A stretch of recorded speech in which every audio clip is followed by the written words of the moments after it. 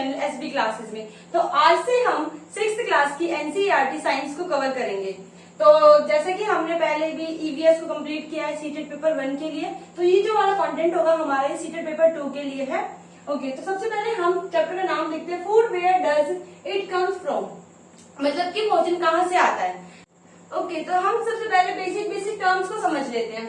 तो सबसे पहले लिखा हुआ है इंग्रेडिएंट्स। इंग्रेडिएंट्स क्या है, चलो थोड़ा सा एग्जांपल ले लेते हैं। अगर हमें बॉइल्ड राइस खाने हैं तो उसमें हम क्या डालते हैं, अगर बॉइल्ड राइस उसमें हम राइस डालेंगे प्लस वाटर, है ना। तो इससे हमारा क्या बन जाएगा, बॉइल्ड राइस। अगर उसको हम बॉइल करेंगे तो ये क्या है, इंग्रेडिएंट्स। हमने जब बॉइल्ड राइस बनाए तो हमने कुछ इंग्रेडिएंट्स डाले, इसमें 2 इंग्रेडिएंट्स डालेंगे, एक तो राइस एक वाटर। जैसे मान लो अगर हमें इडली बनानी हो तो उसमें हम क्या क्या डालेंगे, राइस डालेंगे, वाटर डालेंगे, साथ में उड़द दाल डालेंगे, है ना, थोड़े स्पाइसेस वगैरह भी डालेंगे। मतलब ये क्या है, जब हम किसी चीज को बना रहे हैं तो उसमें हम क्या क्या मटेरियल डाल रहे हैं उसको हम क्या कहते हैं, इंग्रेडिएंट्स, उस चीज में जो डल रही चीजें। ओके, उसके बाद अगर हम बात करें तो खाना या भोजन हमारा कहाँ से आता है, इसके सोर्स क्या क्या है।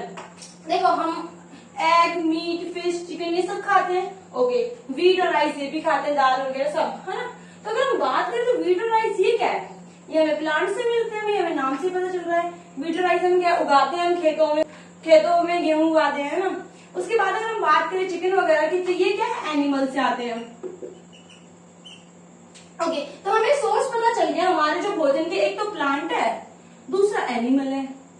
ठीक है, तो आपके लिए सोर्सेस क्या, एनिमल्स और प्लांट। ओके, तो अभी हम क्या है देख लेते हैं, पार्ट्स क्या क्या है जो प्लांट के हम खा सकते हैं। तो अभी हम प्लांट्स की बात कर रहे थे, तो हमने देखा कि हम प्लांट से, देखो जैसे कि हम अगर हरी सब्जियां देखें तो हम कभी पालक खाते हैं, कभी भिंडी खाते हैं, कभी तोरी खाते हैं, कभी टिंडा खाते हैं। तो क्या ये एक प्लांट में सिर्फ एक ही पार्ट है?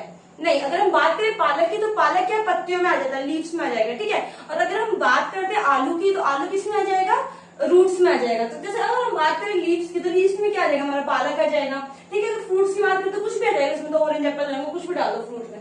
रूट की अगर बात करें तो शकरकंद आ जाएगा इसमें, बीट रूट आ जाएगा इसमें, और अभी आलू आ जाएगा इसमें। ठीक है, फ्लावर की अगर हम बात करें तो हमने जैसे कि ना 4th क्लास से एनसीईआरटी में पढ़ा था कि सहजन के जो फूल है उसके पकौड़े बनाए जाते हैं महाराष्ट्र में, तो फूल के क्या पकौड़े भी बना रहे हैं। ठीक है, तो हम एक पौधे के ड्राइंग के थ्रू भी देख लेते हैं कि कौन सी चीज क्या होती है। वैसे तो आपको पता ही होगा, आप इतने बड़े तो हो, इतने मैच्योर तो, कि आपको पता हो कि कौन सी चीजें क्या होंगी। जैसे ये क्या होगा, ये है फ्लावर। ठीक है, और ये क्या है, बर्ड। ये क्या है, लीफ। तो ये क्या है, स्टेम। और ये क्या था, रूट। ओके, तो आपको पता चल गया क्लास में कौन कौन से पार्ट्स हैं। अब इसके बाद जो आपका नेक्स्ट जो है वो थोड़ा सा इंपॉर्टेंट टॉपिक है इस चैप्टर में। ओके, तो आपका नेक्स्ट है हमारा स्प्राउट सीड्स। ओके, तो इसका एक सिंपल एग्जांपल हम देख लेते हैं। जैसे आप फोटो में देखो, आपको 2 फोटो दिखाई दे रही है, एक में सिंपल सी जो मूंगी की दाल है, और दूसरे में क्या है, कुछ कुछ ये व्हाइट स्ट्रक्चर आपको दिखाई दे रहा होगा। तो देखो, इसको ये व्हाइट स्ट्रक्चर कैसा आता है, हम इसकी पूरी प्रक्रिया जान लेते हैं, इसका पूरा प्रोसेस क्या होता है।